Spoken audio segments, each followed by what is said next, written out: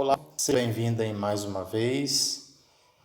Pessoal, a gente vai começar hoje a falar sobre o sistema respiratório e aí a gente já vai logo começando a falar sobre a definição desse sistema e dizer, que a função do sistema respiratório não é muito complicada, muito complexa.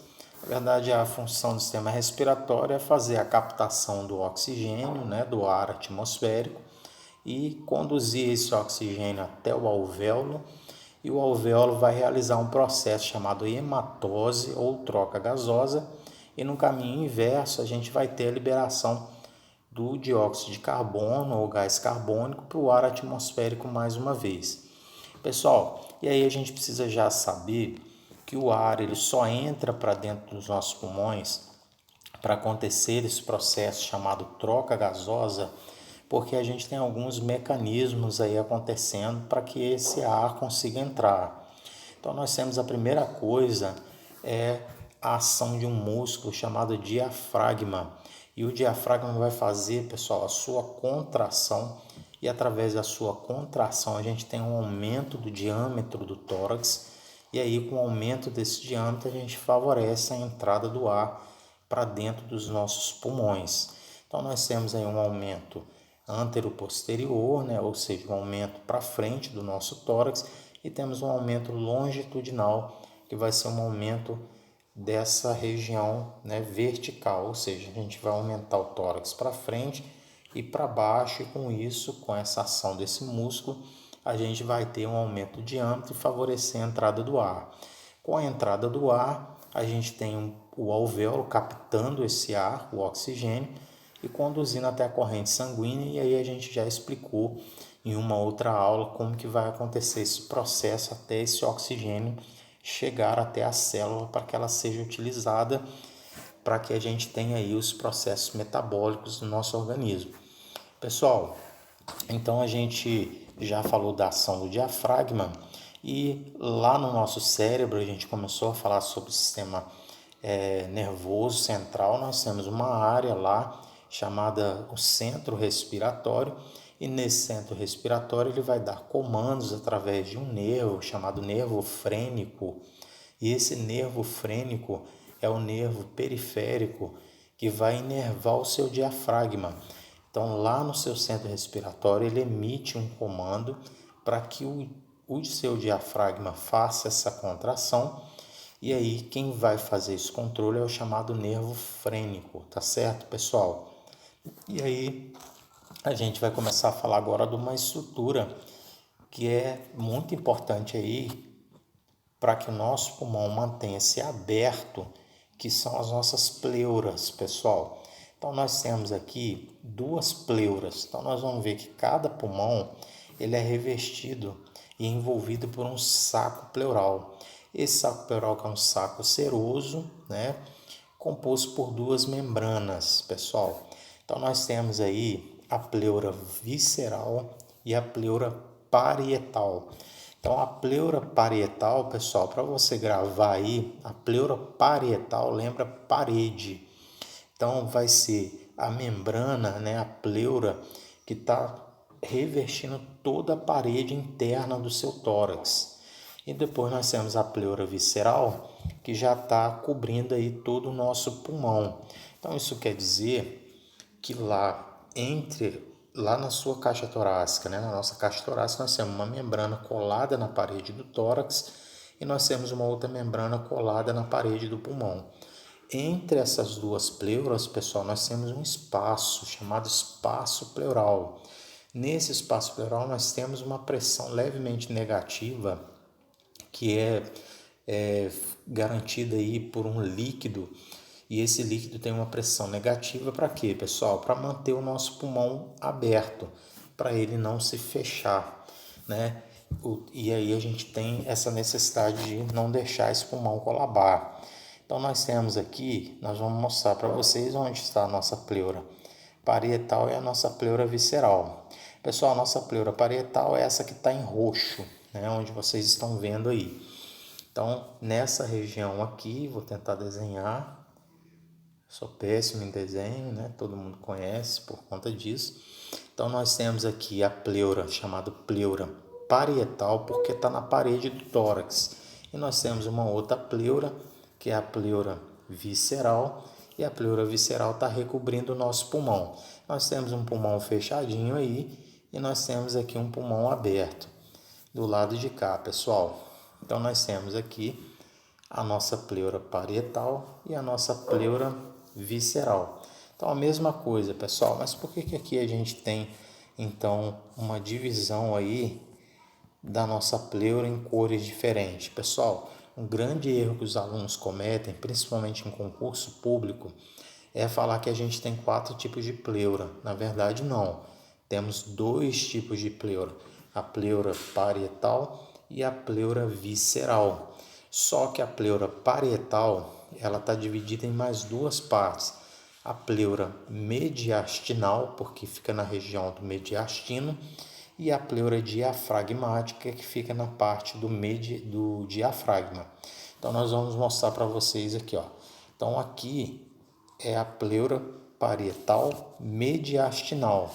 E embaixo nós temos a pleura parietal diafragmática. Isso não quer dizer que nós temos 4 tipos de pleura.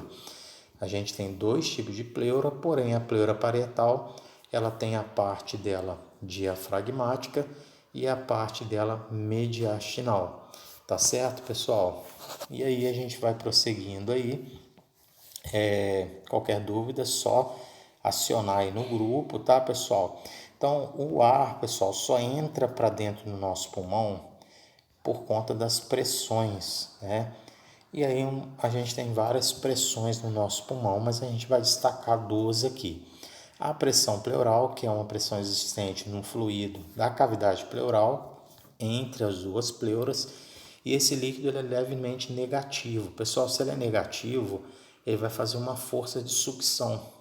E essa força de sucção é que vai manter o nosso pulmão aberto, tá certo? E no final da inspiração, ou seja, no momento que eu estou com a pressão ainda mais forte, ele chega a ter menos 7,5 centímetros de água. Então isso faz com que o pulmão puxe ainda mais no final da inspiração.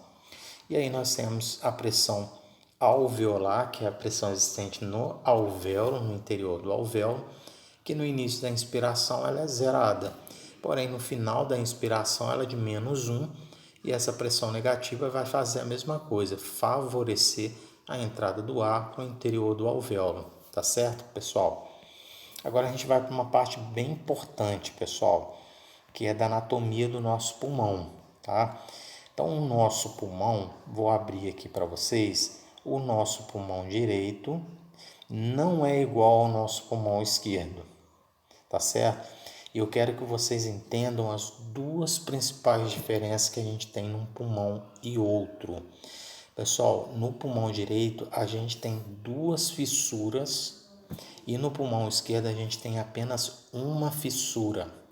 E aí a gente tem também a divisão em lobos, tá? Então nós temos aqui, pessoal, o lobo superior, mas antes disso vamos falar sobre as fissuras, pessoal. Então você vai ver aqui, ó, que o seu pulmão direito, nós temos aqui, ó, tentar fazer melhor aqui, pessoal. Então nós temos aqui a fissura chamada fissura oblíqua. A fissura oblíqua. A fissura oblíqua, pessoal, é essa fissura. Nós temos fissura oblíqua nos 2 pulmões. Então, nós temos aqui, ó, a fissura oblíqua em um pulmão. Nos 2 pulmões nós temos fissura oblíqua. A única diferença é que no pulmão direito nós temos a fissura horizontal, tá? Então, no pulmão direito nós temos 2 fissuras, a oblíqua e a horizontal. E no pulmão esquerdo nós só temos a fissura oblíqua. Isso quer dizer, pessoal, que a gente tem aqui, vou colocar numa coloração diferente, nós temos quantos lobos no pulmão direito? Nós temos 1, 2, 3. E no pulmão esquerdo? 1, 2. Tá certo? Então, pessoal, o nosso pulmão esquerdo tem 2 lobos. O nosso pulmão direito tem 3 lobos. O nosso pulmão direito tem 2 fissuras, o nosso pulmão esquerdo tem uma fissura. Isso cai em concurso, pessoal, e cai nas provas aí, então é importante que vocês saibam bem aí essa diferença anatômica entre um pulmão e outro, tá certo? Então nós temos aqui 2 lobos em um pulmão esquerdo e 3 lobos no pulmão direito, 2 fissuras no pulmão direito e uma fissura no pulmão esquerdo, tá certo? Então essa é a diferença principal anatômica entre um pulmão e outro, tá certo? Pessoal, quando a gente for... Então aqui nós temos a explicação, ó. Direito e esquerdo são diferentes, o pulmão direito possui uma fissura e 2 lobos, né? E um lobo a mais, e os pulmões possuem ápice e base. Então nós temos aqui as 2 partes superiores são os ápices, né? E a parte inferior é chamada de base. Pessoal, esse aqui é o ápice dos nossos pulmões. E aqui é a base dos nossos pulmões. Tá certo? Isso também é importante na anatomia para a gente saber como está dividido aí o nosso pulmão também. Tá certo? Então, a gente agora vai para uma outra parte importante também. E aí a gente vai começar fazendo algumas definições aqui, pessoal. Então, sobre pressão. O que acontece? Nós temos um fenômeno físico que é chamado tensão superficial. O que é a tensão superficial, pessoal? Ela é a tendência onde, com a interação entre a molécula de água e ar, delas se unirem. Isso acontece, por exemplo, com a gota da chuva. Então, se estiver chovendo, a gente com o ar, né, as gotas de chuva só se formam porque a gente tem a interação entre a molécula de ar e água. E aí eu quero falar para vocês o seguinte, lá na parede do alvéolo, toda a parede do alvéolo ela é recoberta por água. E aí a gente vai ter a entrada do ar.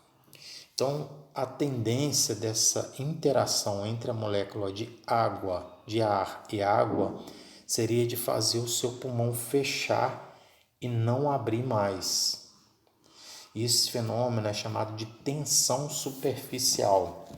Então, pessoal, o que é tensão superficial? É o fenômeno físico onde, com a interação da molécula de ar e água, a tendência delas é de se agruparem. Lembra do para-brisa do carro? Se estiver chovendo, várias gotas vão se formando e elas se unem formando gotas cada vez maiores. E aí nós temos um importante material, né, químico produzido pelo nosso pulmão. Então lá na 28ª semana de vida, né, lá na vida, na barriga, né, na vida fetal, os pneumócitos do tipo 2, que estão lá no seu pulmão, ele produz uma substância chamada surfactante. E qual que é a função do surfactante, pessoal? Reduzir a tensão superficial, tá?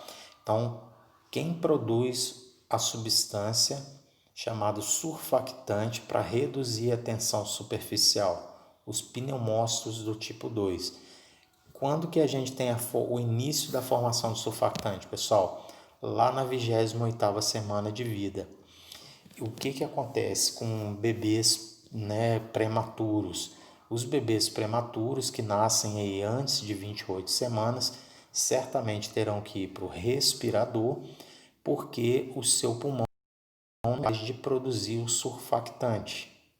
E aí a gente tem esse surfactante, quando o bebê não é capaz de produzir, é feito o surfactante exógeno.